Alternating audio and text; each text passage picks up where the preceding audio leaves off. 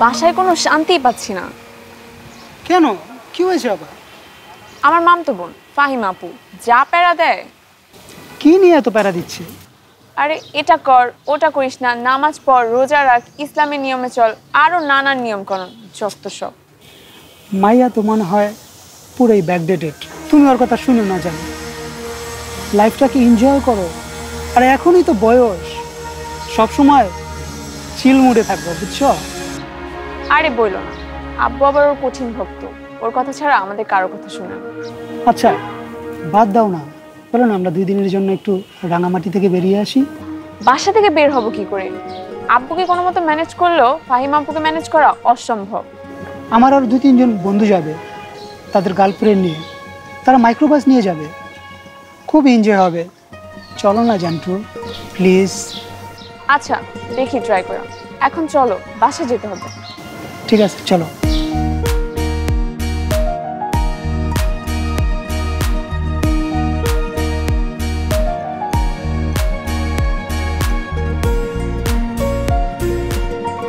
কিরে, কি অবস্থা তোর? কোনো অবস্থা নাই, খাই দাই আর ঘুমাই। এইভাবে কি জীবন চলবো? জীবন চলতেছে না, হুড়মুড় করে চলতেছে। জীবন আসলে চলতেছে না, জীবন ফুরাইতেছে। বাপের টাকায় জীবন পার করে ফেলতেছস। মরলে করবি কি? কিয়ামতের দিন কি লইয়া দাঁড়াবি? হ্যাঁ হইছে, আর এক প্যারা শুরু। বাসায় একজন সারাদিন জ্ঞান দেয় আর বাইরে এলে তুই। তবুও তো তোর কোনো পরিবর্তন নাই। তুই এক কাজ কর, ফাইমাকে বিয়ে করে ফেল, তোর জীবন অটোমেটিক চেঞ্জ হয়ে যাবে। হ্যাঁ মরার লেগা বিয়ে হয় নাই, এখনই আমার উপরে যে খবরদারি করে, আর বউ হইলো তো আমার জীবনই শেষ করে ফেলে। কথায় আছে না, বান্দরের গলায় কখনো মুক্তার মালা মানায় না। তোর ঘরে এমন একজন আলোর দিশারি থাকতে তুই ব্যাককলের মতো তোর জীবনটারে অন্ধকার দিকে টেনে নিয়ে যাইতেছিস। ওরে দোস্ত, সব কিছু কেমন জানি উল্টা পাল্টা লাগে, জীবনে কোনো দিক খুঁজে পাইতেছি না। নিজে খুঁজলে সারা জীবন এমন বিভ্রান্তি হবে, কারণ মহান আল্লাহ পাক প্রত্যেকটা মানুষের জন্য ইসলামের পূর্ণাঙ্গ জীবন বিধান নির্ধারণ করেই দিছে। এটা একমাত্র সত্য এবং আলোর পথ। এর বাহিরে কোনো কিছু খুঁজলে বিভ্রান্তি ছাড়া কিছুই পাবি না। বন্ধু আজান দিচ্ছে, আমি নামাজ পড়তে যাই, তুই থাক। আমি এখানে একলা হুদায় বুয়ে থাকবো? তো চল আমার সাথে নামাজ পড়ে আসি। না তুই যে, আমার কাপড়টা পবিত্র না। দেখ এখানে হুদায় বয়া থাকবি অথচ নামাজ পড়বি না। নামাজ পড়লে তোর মনটাও ফ্রেশ থাকতো, সবও পাইতি, আর মানুষও তোরে ভালো বলতো। আরে জামুনে তো, তুই আজকে যা না, নামাজ পড়ে যা। যাবি না? তুই যা। ঠিক আছে, ভালো থাক। হ্যাঁ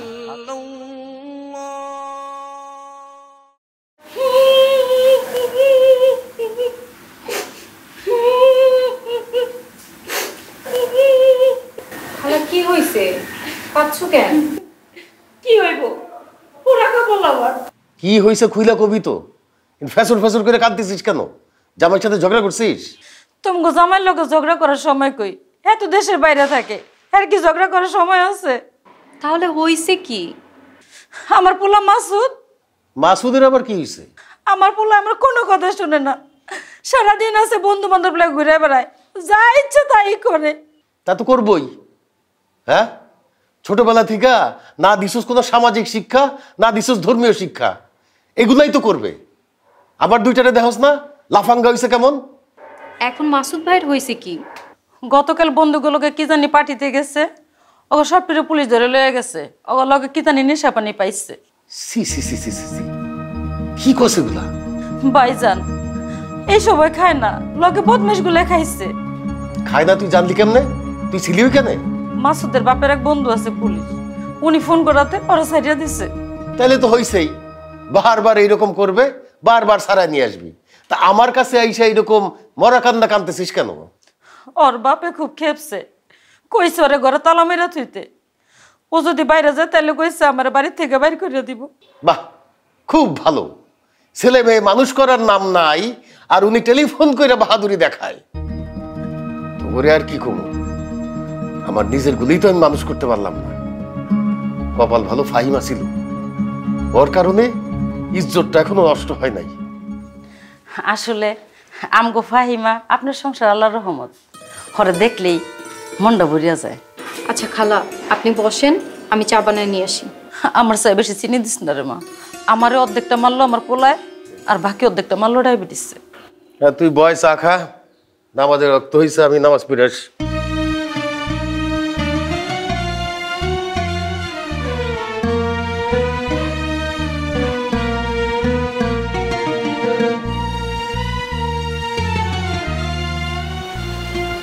কাকা আসসালামু আলাইকুম। ওয়ালাইকুম সালাম বাবা। তো কাকা কোথায় যান? আসরের টাইম হয়েছে না, মসজিদে যাব। তা বাবা তুমি কোথায় যাইতেছো নামাজের সময়? আমি সামনের মোড়ে যাব, এই বন্ধুদের সাথে আড্ডা দিতে। বন্ধুদের সাথে আড্ডা দিলে হবে? নামাজ পড়তে হবে না? নামাজ পড়ো না? শুক্রবারে জুমার নামাজ তো করি। দিনের মধ্যে 3 বেলা ভাত তো ঠিকই খাও, হ্যাঁ? নিজের কাজটা ঠিক মতো করো, আল্লাহর কাজটা ঠিক মতো করতে হবে না? আপনার পোলার তো সপ্তাহে একদিনও মসজিদে যেতে দেখলাম না।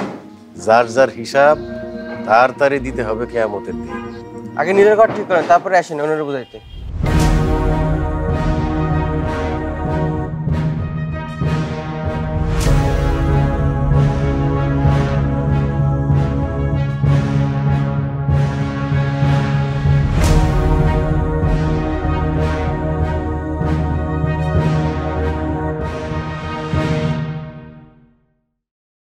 কি করছ ভাইয়া? দেওয়াস না আসমানে উঠতাছি। কথা কথা তো কি পাচ্ছিস কেন? কি বলবি বললা বাগান থেকে? আমি না তোর একমাত্র ছোট বোন, আমার জন্য কি তোর একটু দয়া মায়া হয় না? তো কি দয়া মায়া দেখাইতে হবে তোর জন্য? কথা না পেঁচায় সোজাসুজি বলো। আমার বেস্ট ফ্রেন্ডের বিয়া, বেস্ট ফ্রেন্ড যাইতে বলতেছে। তো তোরে দড়ি দিয়ে বেঁধে রাখছে কে? যা। বেস্ট ফ্রেন্ডের বাড়ি গাজীপুর, গিয়া 2-3 দিন থাকা লাগবো।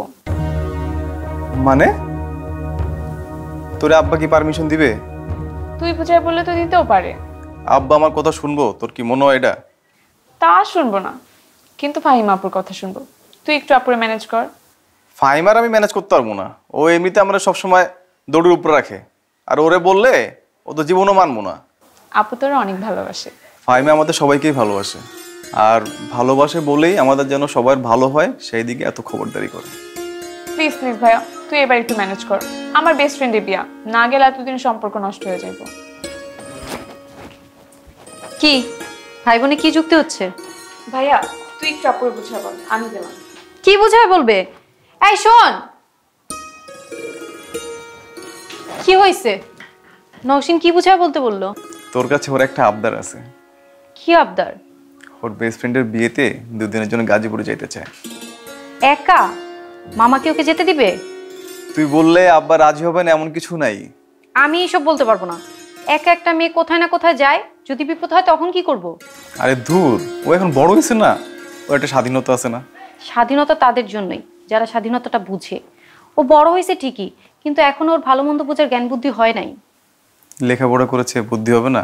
লেখাপড়া করলেই যে জ্ঞান পরিপূর্ণ হয় তা না। লেখাপড়ার পাশাপাশি সামাজিক আর ধর্মীয় শিক্ষারও প্রয়োজন হয়। আর তুইও তো লেখাপড়া করছিস, কিন্তু এখন পর্যন্ত নামাজই পড়িস না। নামাজ পড়ুন নেই, আব্বার একটু বুঝায় বল না, ছোট বোনটা আমার আবদার করছে। বাচ্চারা আগুন চাইলে বাবা মা তাদের মুখে আগুন তুলে দেয় না। আচ্ছা আমি একটা কফি খাবো, খাওয়াবি? আচ্ছা ঠিক আছে, বানিয়ে নিয়ে এসছি। দেখ কফিতে কিন্তু বেশি চিনি দিস না, তুই আবার এমনিতে অনেক মিষ্টি, যা দরজ তাই মিষ্টি হয়ে যায়। হইছে, আর পাম দেওয়া লাগবে না। তাহলে নওশিনকে বলি বিয়েতে যাওয়া কনফার্ম? আমি কিছু জানি না।